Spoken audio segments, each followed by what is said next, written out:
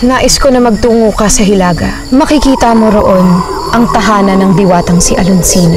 Meron siyang putong nayari sa mga ulap at bulaklak. Ang putong na nais kong mamasdahan at mahawakan. Mahal na diwatang Alonsina?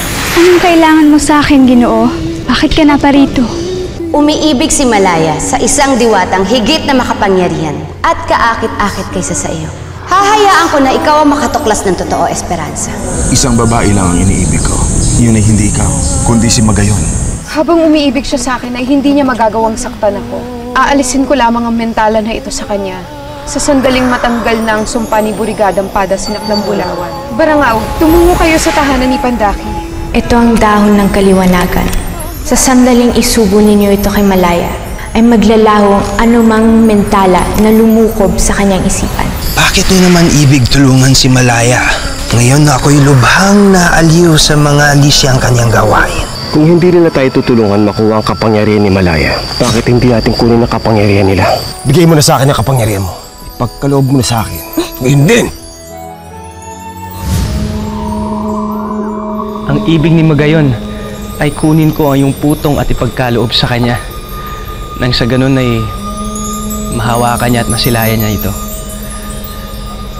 Diwata, kung magagawa ko raw yun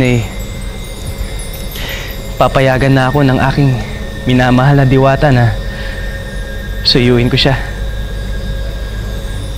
Kaya diwatang Alonsina, maaari ko bang mahiram ang iyong putong? Pag-usapan natin yan mamaya matapos mong kumain. Batid kung gutom ka na, kaya tiyak kong maiibigan mo ito. Itim na kanin. Ito ay lubhang nakakabusog at napakasarap. Kaya sige, kunin mo. Kanin mo.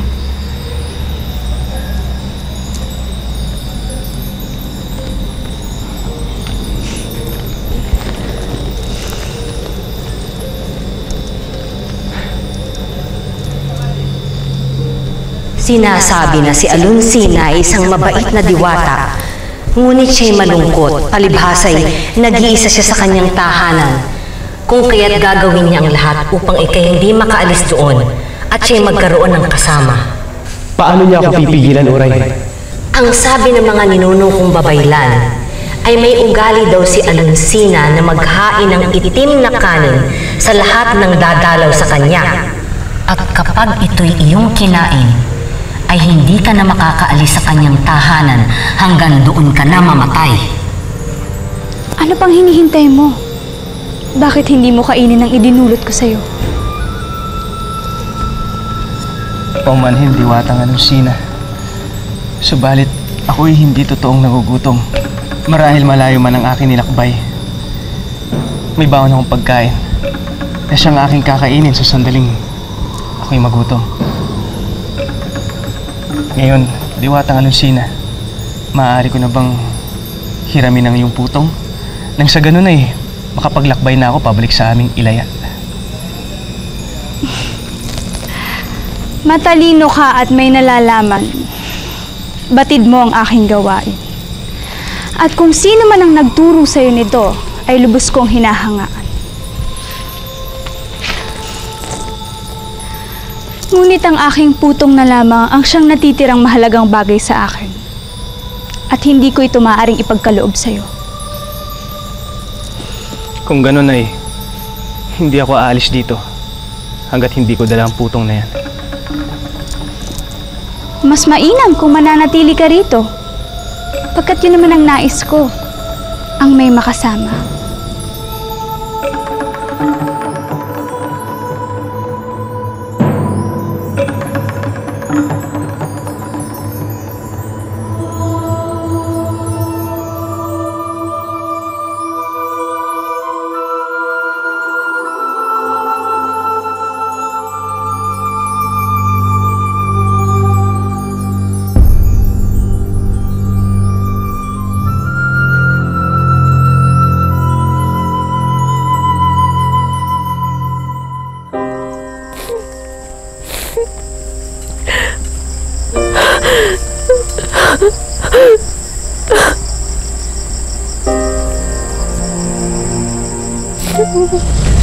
Magayon. Sino si Magayon? Siya ang pinakamagandang babae na nasilayan ko sa aking tanong buhay. Masilayan ko lamang siya ay pinapaligaya niya na ako. At mahal na mahal ko siya. Mahal na mahal ko siya.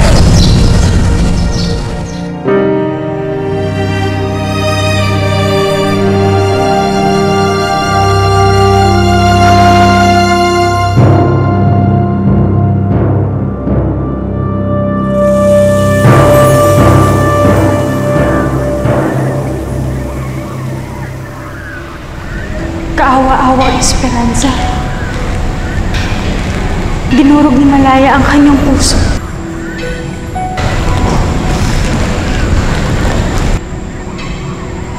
Ano't wala pa sinaribong kilat? Adlaw, Dalikmata. Hanapin niyo ni Libulan sinaribong kilat. At sunduin niyo sila upang malunasan na natin si Malaya. Masusunod ba gayon?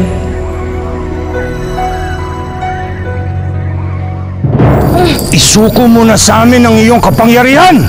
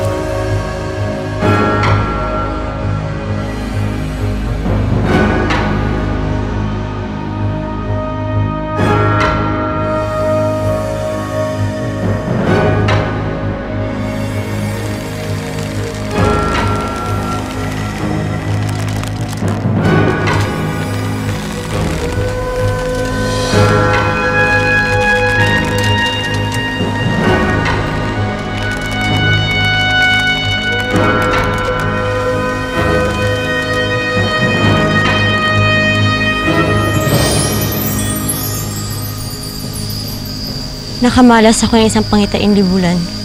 Isang masawang larawan na ang nakita ng aking diwa. Ukoy sa isang diwatang hindi ko matukoy kung sino. Maari may nangyari masama kina Ribong Kilat at Barangaw. Dalikmata, kailangan natin silang makita ngayon din. Tuntunin mo ang kanilang kinaroroonan gamit ang iyong makapangyarihang mata.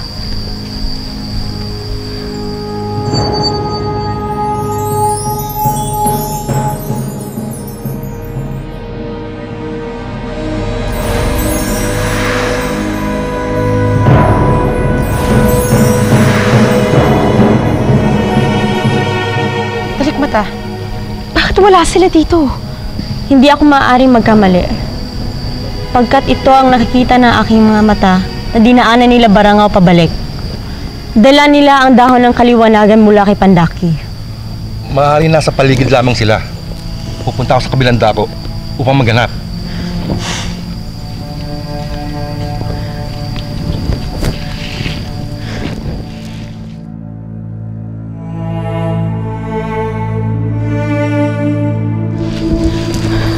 Anong nangyari sa kanila? Ano itong hiwagang bumabalot sa katawan ng ating mga kasama? Isang diwata lang naman ang nakakagawa nito. Magaling, Dalikmata. Naparito ba kayo upang maranasan din ang kanilang kinahinatnan? Si Dapa.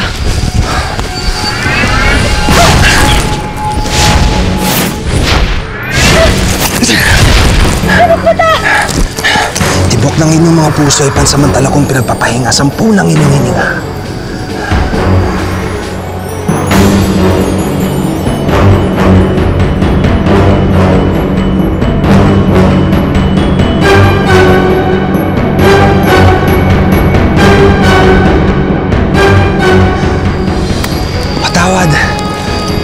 naging mapangahas sa mga diwata.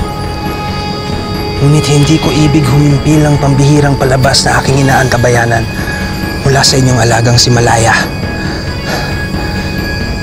Babalik ko kayo sa muling anyo kapag ako'y nabagot na.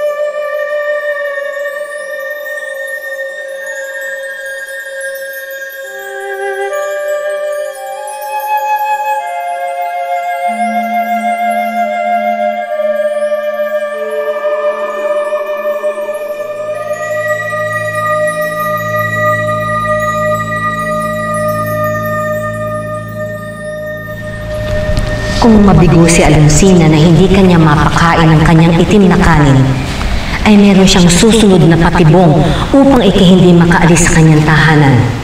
Tutugtog siya ng malamyos na musika na makapagpapaantok. At kapag ikay nakatulog, hindi ka na magigising pa. Kung gayon, Uray, ano magagawa ko upang labanan ang bitag na to? Sugatan mo ang iyong braso at pigaan ito ng kalamansi upang malabanan mo ang tindi ng antok na tulad ng malamyos na musika.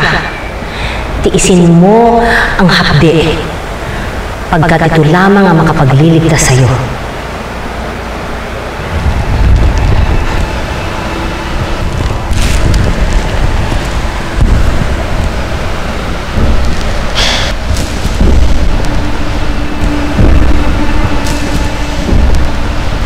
Handa ka na ba, Bahandi? Tayo na.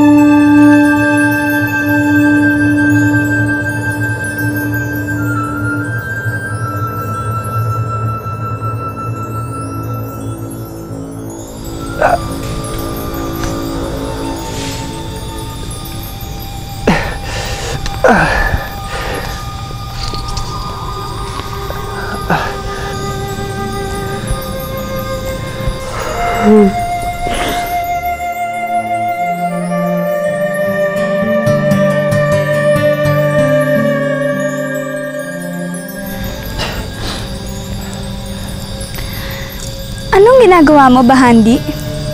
Huwag mo akong pansinin. Diwatang Alonsina. Kung gayon na ipagpapatuloy ko na lamang ang aking pagtugtog. Makinig ka, Bahandi.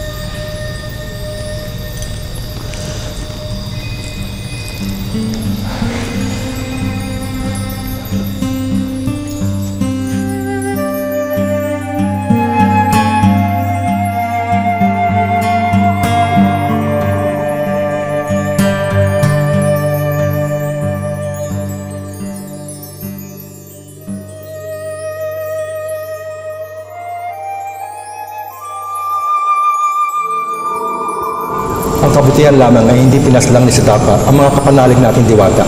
Kahit may kakayanan siya bilang isang tatas-taasan na diwata. Ngunit wala namang kabuluhan ng kanyang mga hakbang laban sa atin. Dahil lamang naaliw siya sa naganap kay Malaya, kaya niya nagawa ito? Sadyang balakit ang kanyang pag-iisip. Ang mga diwata ay may kanya-kanyang kaibahan at hilig.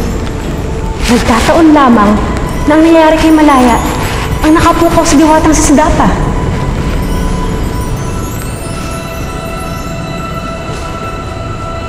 Kailangan nang maibalik si Malaya sa dati niyang katinuan. Ngunit paano natin magagawa to kung ang lunas ay nakairibong kilat na ginawang bato na ni Siddhartha ngayon? Maaaring mawala ang mentala ng pagagalit ni Malaya sa ibang paraan magayon. Kung ito ay babawiin ni Brigadong Padasilak ng Bulawan. Na hindi naman madaling mangyayari. O maaaring hindi pa maganap. Maaari. Ngunit mawawalan din ng bisa ito kapag ang diwata nagkaloob nito ay pinaslang at nawalan ng kapangyarihan tulad ng naranasan ko. Mariano! Ano nangyari, Diwata?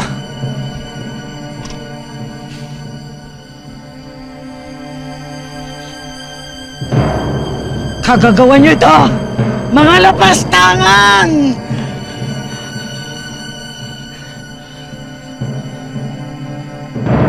Mariano!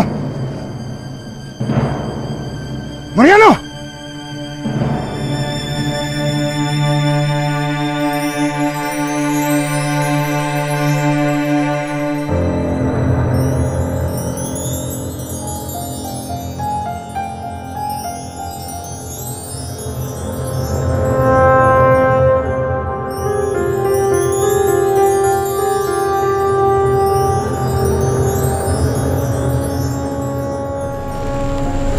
Magayon, tila ka mawala ang itim na kapangyarihan ni Brigadong Padasilak ng Bulawan kay Malaya.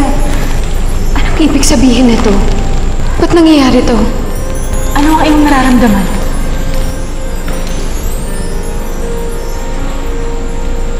Tila gumana ang aking pakiramdam. At nawala ang bigat ng aking ulo.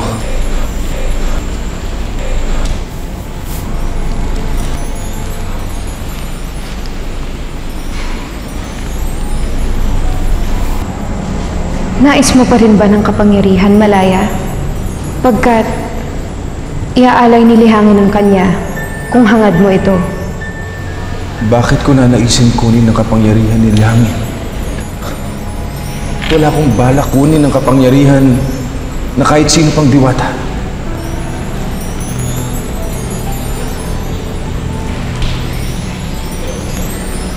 Patunay lamang ito. Nawala na talaga ang mentala ni Brigadong Padasilak ng Bulawan. Salamat. At nagbalik ka ng Malaya. Ngunit, bakit biglang nawala ang sumpa ni Brigadong Padasilak ng Bulawan? Ano ang naganap sa diwata ng paggaganid at biglang binawi niya ang kanyang sumpa?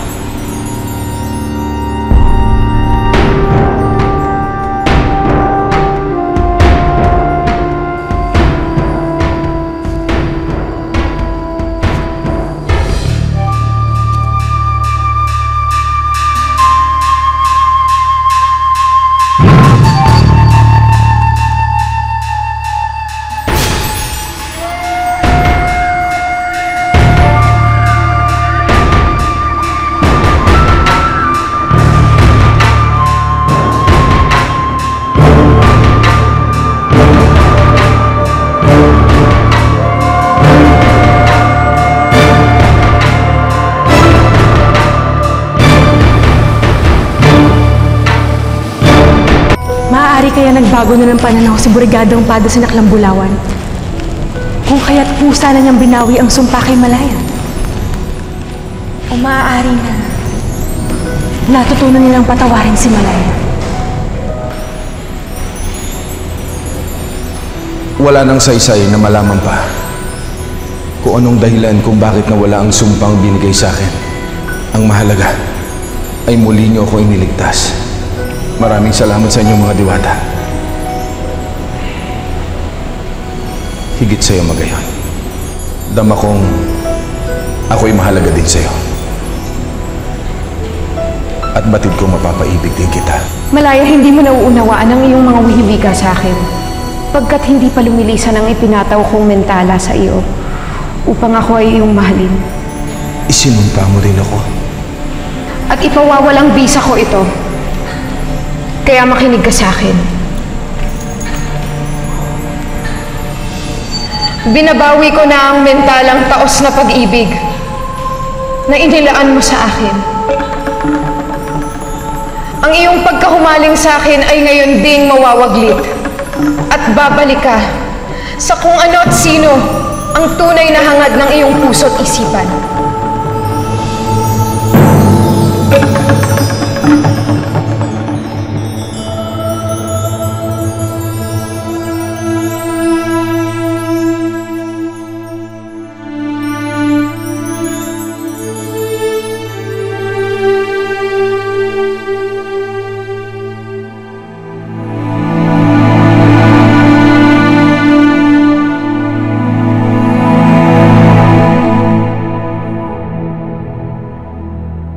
Ihahatid ng hangin ang pasabi,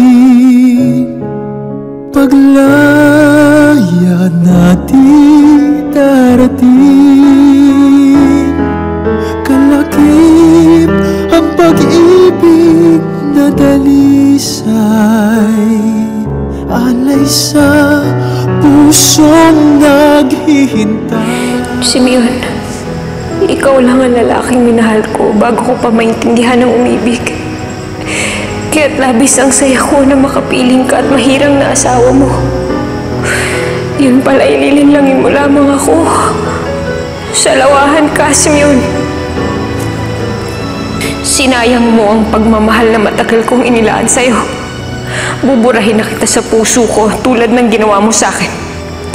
Magmula ngayon, hindi na kita nais pang mahalin. Malaya?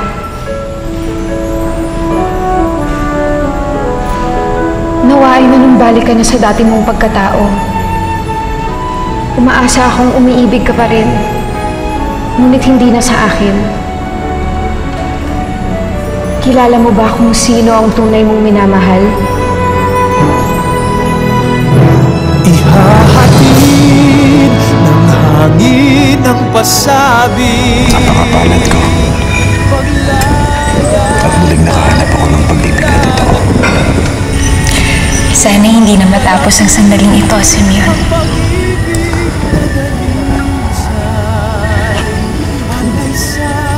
Masikip pa ang pagmamahal na naibibigay ko sa'yo.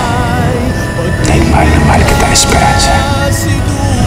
Mahal na mahal din kita, Simeon. Mahal na mahal ko kayo, Antonio.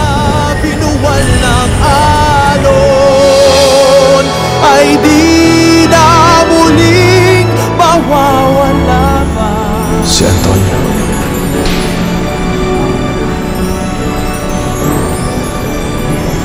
Si Esperanza. Ang aking kabihak. Ang dalawang taong nagbigay sa akin ng bagong buhay.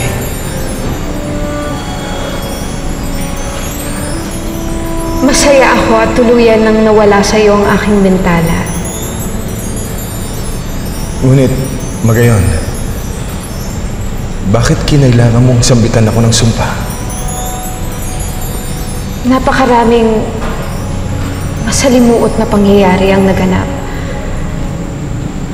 Nadulot ng mapanirang sumpa ni Burigadang Pada Sinaklang Bulawan.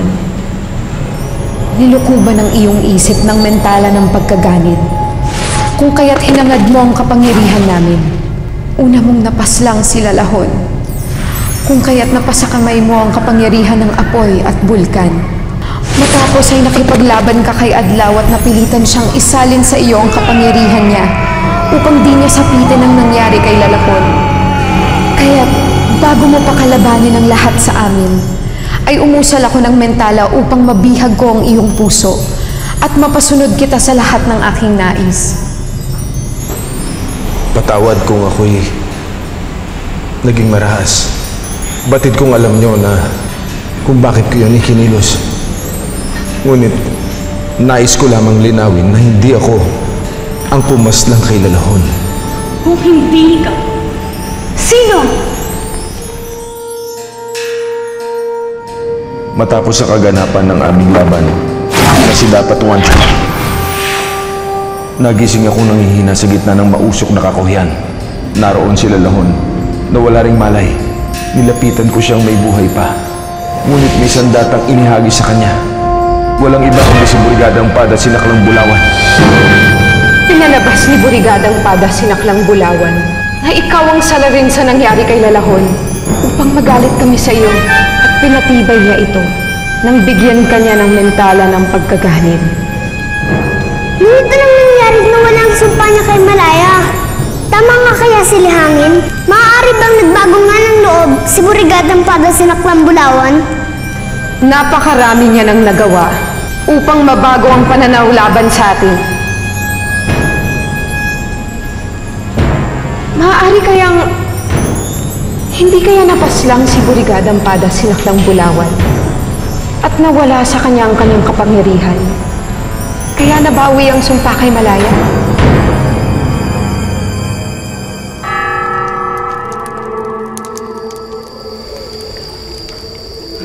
Burigadang Pada Sinaklang Bulawan?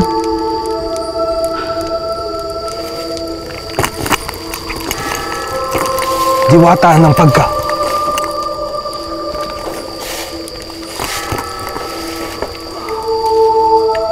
Burigadang Pada Sinaklang Bulawan. Bakit wala kang kapangyarihan? Sinong may gawa sa'yo nito? Ang mga dayuhang tinulungan natin. Si Juancho, si Mariano.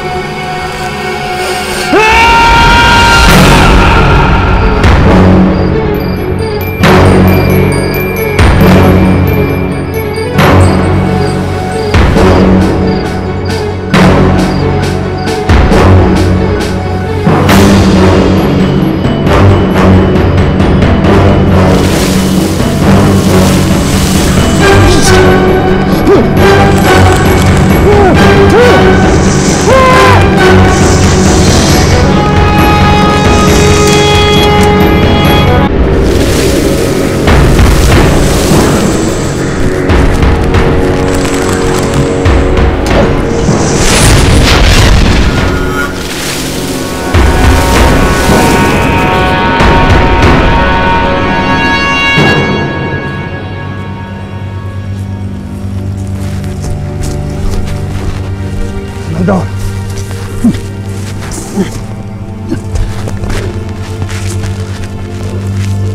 Higit na mainam ang hawak ni Mariano, hindi ba, Hernando? Nasa kamay ko na ang kapangyarihan ng Diwata. At ngayon, dalawa na kaming makapangyarihan. Kaya't nakakasiguro akong mapapatumba na namin si Simeon at ang kanyang mga kampo na Diwata.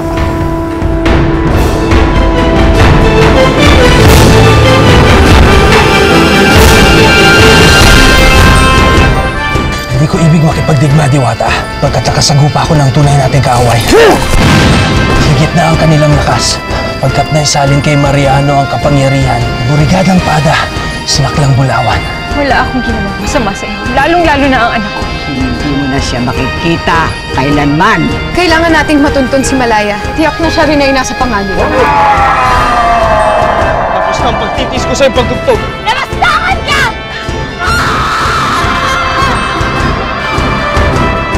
Sapat na ang ating kapangyarihan upang singilin ng Indio at ang mga kapanalig niyang Diwata. Hindi natin dapat palagpasin ito.